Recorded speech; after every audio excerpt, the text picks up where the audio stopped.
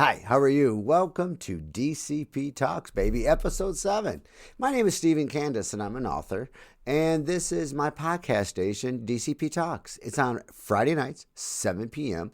And it's about authors and about my books. And then it's about helping out how to start books. And there's going to be a writer's corner for everybody. I changed up the format. There's just going to be basically books and talking about how to help out and do and learn new things. So let's get started. So, I mentioned my podcast and I mentioned my website. So you can look at everything and check it all out at www.authorstephencandace.com. So I think we should just live our lives and have a great day, and then everything comes out just fine. Be positive. That's the number one thing. I would discuss my books. I've wrote 59 books. I have so many in different categories. I have fantasy, Zoran's Quest. I have Vikings, Pigeons and Crows. We have Westerns. And then you can turn around. We have horror books. We have many horror books, many suspense and thrillers. There's two cookbooks. We're going to talk about those today. We also have 24 Audible books. So very many to choose from. There are so many to choose from. Yeah, I went a little bit of stir crazy of writing. Right now I'm writing 3 books as we speak. You're going to learn about those at Author's Corner. Now, so we're going to talk about the thing, and we're going to talk about the podcast, Welcome to podcast, where coffee is strong and the opinions could be stronger, baby. That is the way it runs, right? Starting a podcast it could be easy. Figuring out what to say, that is the hard shit right there. I started my podcast, so I could talk without anybody interrupting. That's me, baby. Doot, doot, doot. I don't need nobody to tell me what I got to do. That's all of us inside. You know the way that shit works out. If you don't know the answer, just confidently fake it till you make it. There you go. That's so me about it. Half podcast is half a therapy session. That is so true when it comes to certain things. Some people write journals. I record podcasts and I write books, so imagine that shit. Behind a podcast episode is at least 3. Wait, start over. Oh, it is, man, you have no idea when you want to try to do a podcast how many times you have to re-record, redo this shit. I try to do mine as live as possible. So if I screw up, it's right in the fucking mix. That's it. I'm straight shooter. I don't believe in sugarcoating anything at times. I should, I guess. But it's my podcast. There you go. So, this is it. So this week's books that we are going to talk about 2 books, okay? And like every week we talk about 2 books. And these 2 books this week are just so happen to be self-help books, and they're 2 of my cookbooks. And BBQ Cooking Made Easy. And we have Cooking Made Easy for Everyone. Here's the best part. I always have my books so I could show everybody. I look at my cabinet over here and they're both missing, and I think I loaned them out. So I'm dying right now because I usually have them. You can find them on my website. You can find them anywhere. Just go to Amazon. Just do what you want to do. You can just type them in. They're going to show up. And the first one, Cooking Made Easy for Anyone. Why? Why not? I got grandkids. I was hoping one day they would learn, and follow my footsteps. Not. Those kids don't. Yes, they like to cook here and there, but the minute it really turns of age, they're like, I'm out of here. But yeah, so Cooking Made Easy is for everyone. Every recipe is inside this book. It's very simple, and all you got to do is follow it. Follow the recipe, man. It's that simple. And I even made it very, very likable. Barbecue Cooking Made Easy is the same way. It's all about barbecue grilling. Very easy, and everything you could cook on a grill. When I make the cookbooks, I think of, people who don't know how to cook. That is why I am starting soon. DCP's Kitchen Hotspot, baby. Yeah, it's coming, right? DCP's Corner Hotspot. I apologize. But yeah, that's coming soon, where I'm going to do basically a podcast video about me cooking meals every day and breaking them all down for everybody. We're going to looking for my videos coming, baby. It's coming soon, okay? So there you go. Self-help. Cooking, everybody should know how to cook. every woman loves a man that cooks. Every woman loves a woman that cooks. It doesn't make a difference, but mostly, in my world, yeah, that's what I have found. So to me, that's what, hey, write a cookbook, baby. You'd be surprised. Now, we have a few questions from our Mr. Steak Filet from New York City. New York City. All right. So Mr. Filet asked me about my cookbooks this week. I told him I was going to, do this week. He says, who inspired you to write this cookbook? Who inspired me was actually probably my sister. She's already wrote 2 cookbooks.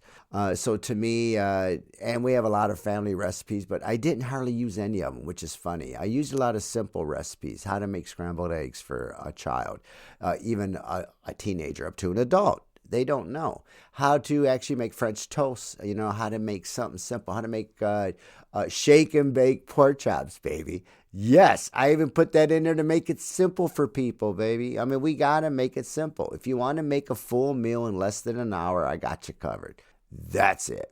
Now, whom is the cookbook designed for? I think I just covered that, so I don't think we got to go over that. What type of recipes include in this cookbook? Well, we have full dinners, we have light lunches, and then there's desserts, a few. So to me, and there's a couple appetizers. So I try to make it a round recipe for everybody. What is your favorite recipe in the cookbook? Shake and bake pork chops, shake and bake chicken. Oh, I love my shake and bake. Shake and bake chicken wings is to die for. Like, Which recipe is easiest for beginners? There's actually a few of them in here. Like scrambled eggs is easy. A salad is easy. There's easy, even how to do fish fillet. So there's a hamburger. There is a lot of little simple things in here. There's even how to make chili. So, which recipe took the longest to perfect? Chili. Many years of actually getting many recipes, and I finally got it down where people ask me to bring my chili.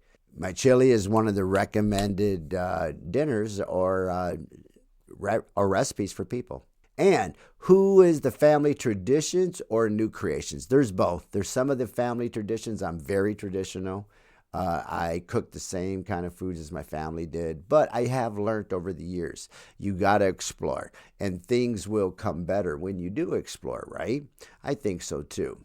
What ingredients appear most often? That's a strange question. Your number one ingredient in the world naturally is salt and pepper. Bam, right off the bat. Everybody knows that. Besides that, it depends on which way you're cooking. If you're cooking Italian style, of course, you got oregano, and then you have, parsley, and we have other things to go with it. If you're cooking, just say beef stew, then you go with a little bit of thyme, salt and pepper. You don't do it, maybe a little garlic. Too much, not too much. You want to make that flavor of the meat come out. And that's the whole purpose of it. Yeah, everybody says, I can spice it up. Yeah, and sometimes they screw it up too, right? We've all been there before. Let's see. What meal would I recommend? What meal from the book would I recommend first? It depends if you're hungry. There is a salad, a roast beef meal. There is a chili meal. There are many dinners, chicken breast, how to cook. So you decide. There's many there that are simple and easy for you to do. Did you test a recipe many times? My whole damn life. I have cooked ever since I was a young lad, and I have done a lot of this. So actually, it's not too bad. Are these healthy recipes in my cookbook? 90% is healthy. Some are not. But now mostly are oven baked. I don't do a lot of deep frying myself, only because I really have cut back on it because of my heart. Otherwise than that, I love deep fried food. Shit, I can cook some amazing chicken wings, amazing fish, all that good stuff. So to me, I think it just depends on how you feel what you want, right? What cooking mistakes should readers avoid? Not following the recipe for one or taking shortcuts. It doesn't work. Don't turn your heat up high to make it cook faster. You're going to burn the shit. Don't add a little more water because you think you should. No, recipes are built by perfectionists because it's been done consistently so many times it is perfected. That's why you follow a recipe. What do I hope readers learn from my cookbook? I just hope that you just learn to be confident. learn to enjoy and watch somebody else's face when they eat something, because it is pretty cool, right? All right, that was it. Thank you very much, Mr. Steak Filet. Now, I have a bunch of questions I received from Mr. Jose Cuervo. He wants to know, how can I start a cookbook?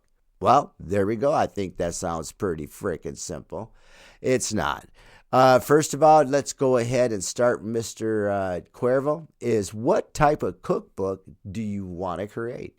Is it going to be a healthy cookbook? Is it going to be a family? Is it going to be comfort food?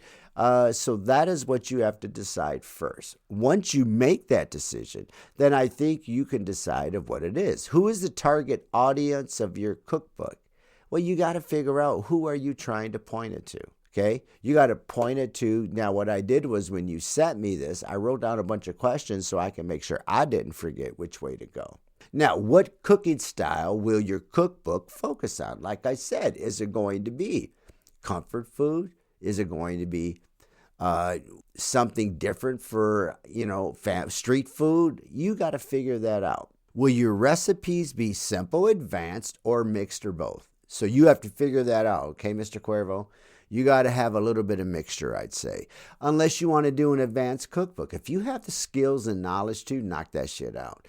To me, I got a job at a college because of my experience. 30 years experience in management, training, food.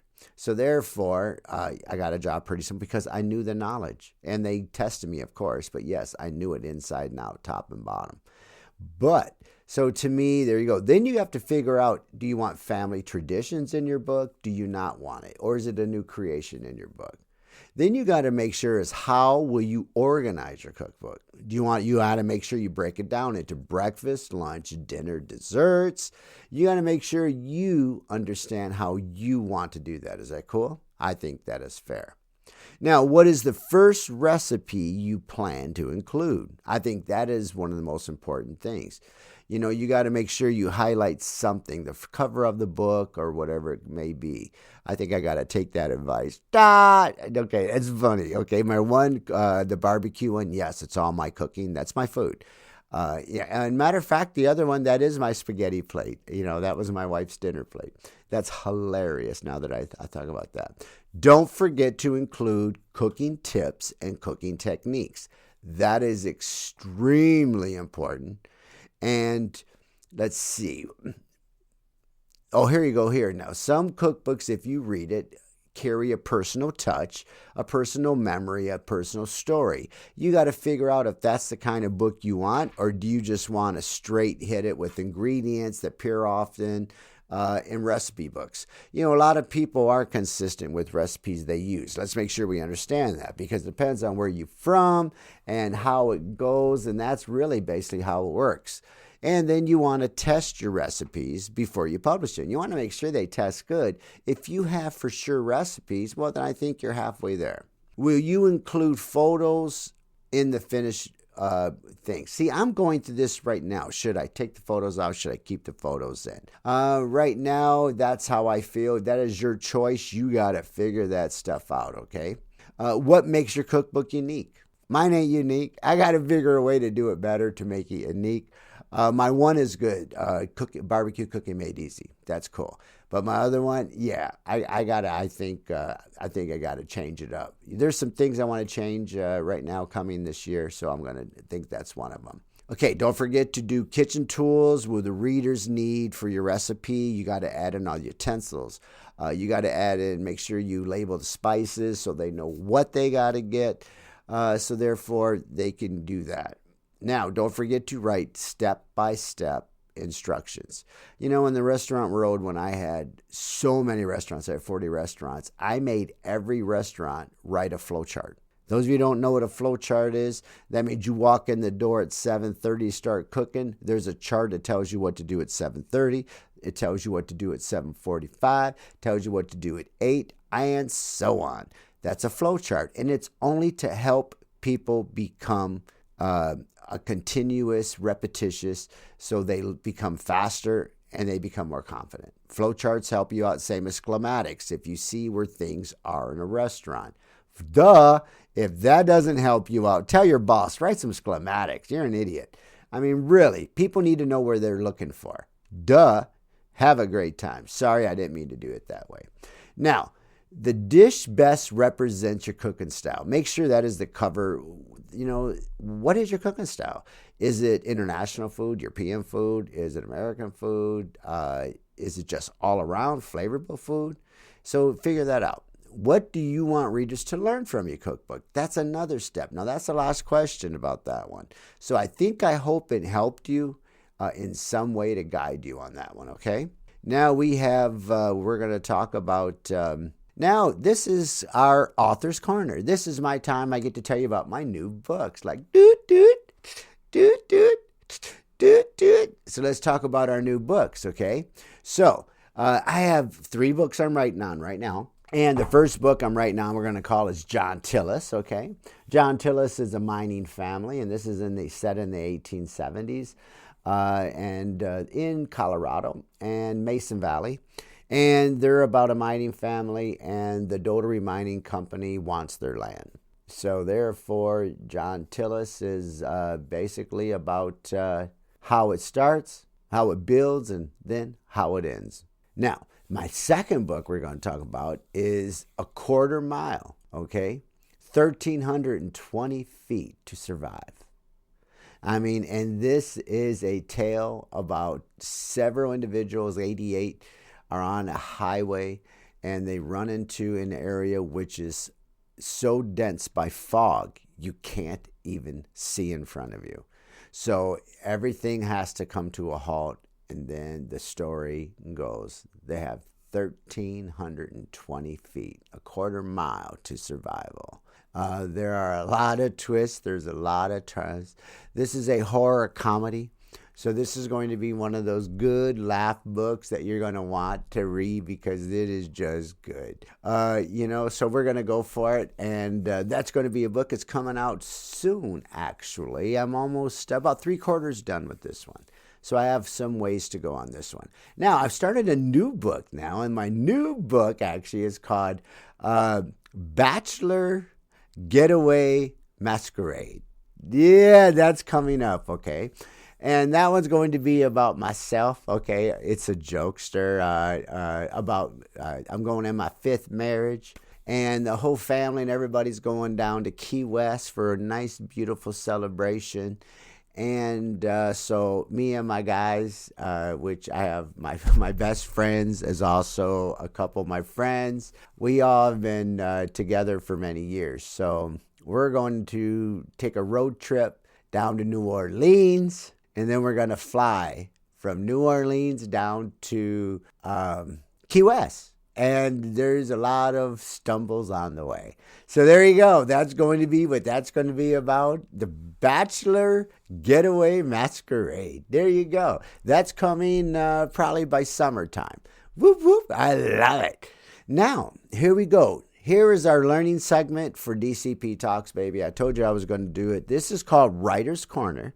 Last week we covered Start Your Book, segment 1. And we're going to recap real fast. So if you know your core ideal is number 1. Number 1 is to know your core idea. This book is about. Done. We're done with that. How's that? Number 2, your main focus. Is it fiction? Is it nonfiction? There we go. Now there's your number 2. Number 3, plan your opening. First 3 pages. Your opening should hook the readers. I want you to remember that. Don't forget, you can use an action hook, a question hook, or an emotional hook. There you go. And don't forget to start it with a feeling. Draw them in right away. Now, number 4, the basic story structure. Easy version. Beginning, 25%. Don't forget, 50% is the middle. That's your bulk. And then your ending. Bring it down or end it with a cold, hot slap. And then number 5. Once you complete the first 4 steps, then you're going to look at the chapter starting formula. You're going to custom start your chapter outline. Use this for your each chapter. You have a setting, you have a problem, you have a reaction, and you have a cliffhanger. I don't know why I was like rushing in a hurry. Hey, da-da-da-da-da. Okay, for each chapter, you want to use a setting, you want to have a problem, you want to have a reaction, and then a cliffhanger. Now, next we're going to build our characters. Now, before I do that, I want to give you an example. Whenever I said plan your opening, the first 3 pages, use an opening and a question, emotional hook. Don't forget to start with the feeling. In my book I just wrote, John Tillis, the very opening scene is he is standing there with his foot on the wooden box.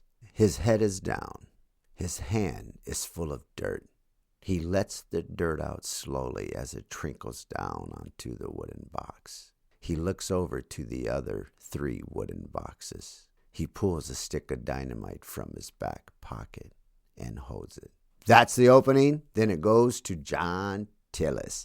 So see, draw him in. You know he's emotionally screwed up. You know there's a problem. There's wooden boxes. It's the 1870s. So obviously it's coffins. So that's just an idea what you can do. Now I didn't say it was perfect because I did write it probably a little bit different inside to make it more theatrical to pull you in. So that's a little bit of an example. Now, we're going to start with let's build a character this week. I told you we're going to do a let's build a character, right? Now, this is a full character outline template for you. I want to make sure to cover everything. So your basic information when you're building a character. Okay, you need a name or a nickname. It's up to you. You got to make sure you have an age. You got to make sure their gender. And if they have an occupation or their role in this. Now, what I like to do is I like to make up little cards, or I have a little diary, which I keep up, and each character has an outline. Now, then you got to decide if they are a species or race. Then you got to have a birthplace. Sometimes a birthplace doesn't freaking matter because wherever you are in the story. But sometimes a birthplace does matter. So if you write it, you already got it. You don't have to worry about that shit. The current location you're at, too. Like I said, see, I'm always going with the current location. Now, number 2, we're going to go with the physical appearance. Okay, don't forget the physical appearance. Now, you got to look at their height. You got to look at their build. They thin, athletic, etc. You got to do with that shit. Hairstyles, color. You got to make sure you get your eye color. I mean, don't forget skin tone. Like I said, everything matters because when you're talking about a character in a story, they have to know. You know, when I wrote Jaws of Death, I was started out in Jamaica. Well, I don't know about you, but in a story, how do you describe a Jamaican? Exactly. Now you know where I'm coming from. I had to learn and the wording. So to me, whenever I was typing in, I learned how they speak. So I put the words and try to translate and see how they say things. Well, guess what? It works. So therefore, that person, says, "Yeah, man, how are you today?" So therefore, it makes a difference in how you write.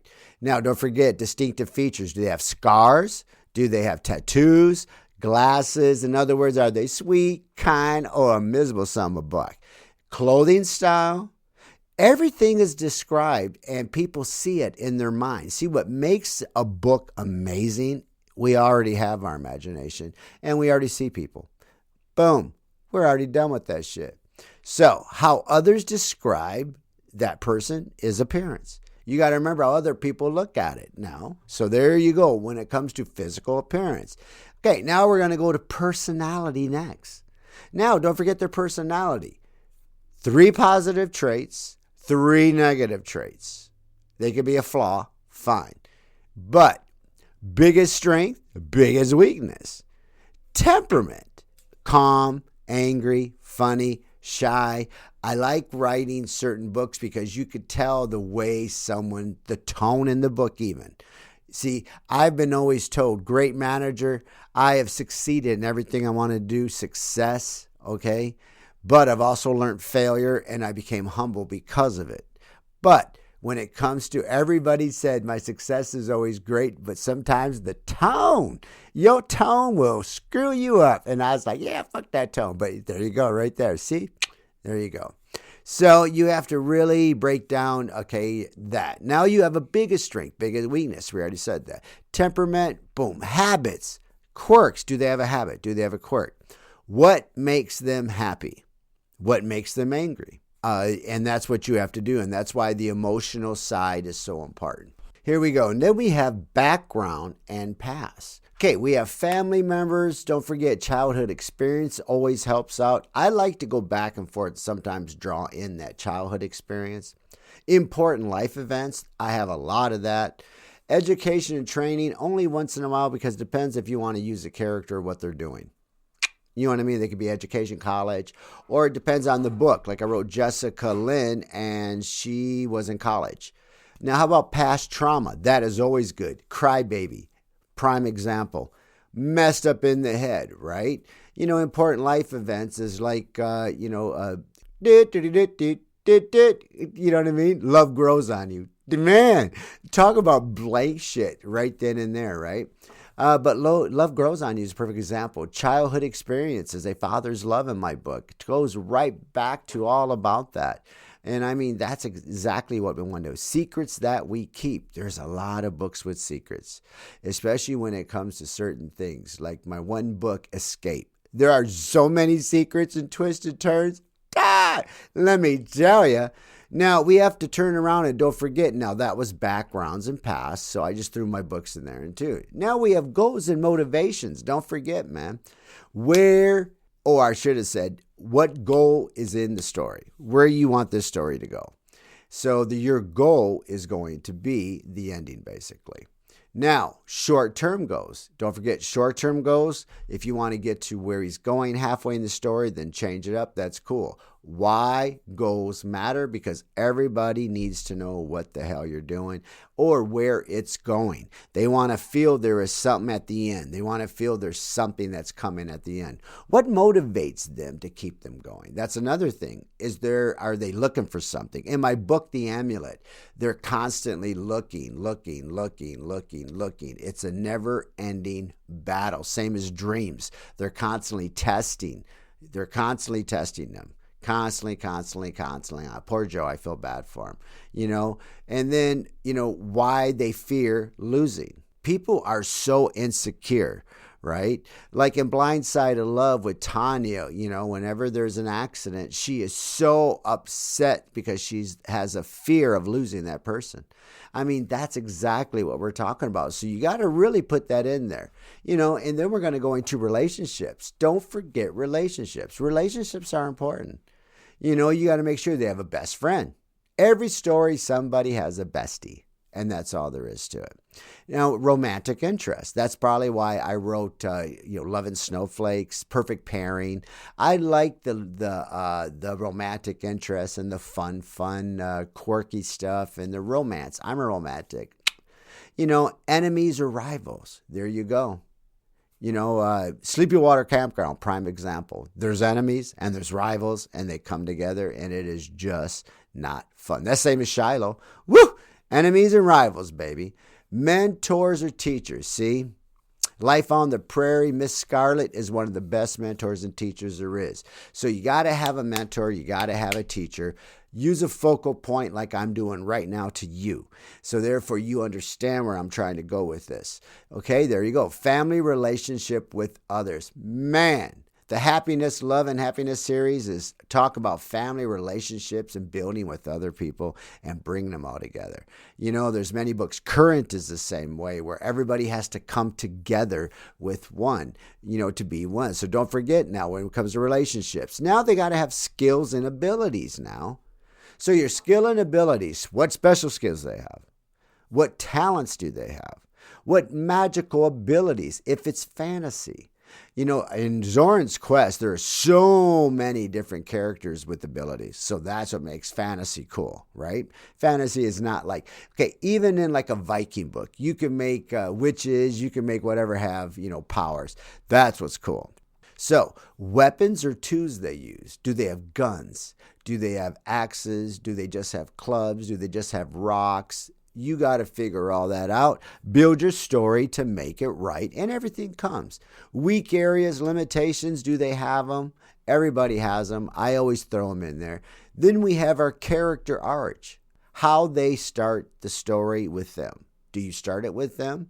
The major challenges you're going to face. You're going to face challenges because you're going to get indecisive about characters, not knowing where they're going. The important lesson to learn is stay focused and write shit down so you don't get lost. I have an amazing memory. I blow people away with my memory. But I write shit down so I don't forget. If I go to the grocery store, I can't remember everything on the list. It's hilarious, but I have an amazing memory. But it's funny. So you write shit down to know you knowing and how they change by the end. You got to make sure where this character's going by the end. You got to say, do I want him dead? There's a lot of characters I start off with. Right now I'm writing a book with 88 characters, and right now there's 15 dead. Boom. Just like that. Or it depends on the book where no one dies. It depends on you. You can figure it out. Then you got to make sure with the characters. So you could draw people in to know this person. Do they have a favorite food? Is there a favorite place? Or is there an activity? Are they just like running or like listening to music? I have a guy in one of my books where he just listens to tunes until it's time. Or he sits there just staring. I mean, that's scarier than shit to have people that do that. But what it is. Then the favorite color, what kind of music they like, that means everything in a book. It changes the mood of where it's going, how it is, and where it's going to end. Got it? What about hobbies? Da-da! Hey, then you got to realize how their body language is, what catchphrases they may use, how they react under stress, and how they react to others. All this matters. So don't forget to write all this down because, man, we can't do all this like boom. The great characters usually have a goal, a flaw, a transformation during the story. How's that? All right. So now we're going to back up a little bit. And we are going to recap really quickly. Okay. So last week we covered, and it was start your book. Know your core ideal is number 1. Number 2, define your main focus. Number 3, plan your opening. Number 4, basic story structure. And number 5, once you complete the first 4 steps, then you look at the chapter formula. So don't forget to use each one in the chapter, the setting, the problem, the reaction, and the cliffhanger. Now, we went to this week was build your character. There we go. Now, you have your basic information is number 1. Number 2 is your physical appearance. Number 3, don't forget the personality. Number 4, background, their past. Number 5, goals and motivations if they have them. Some characters never have them in your book, but if they have them, get them in there. It makes it more detailed and people get to know your book better. Relationships.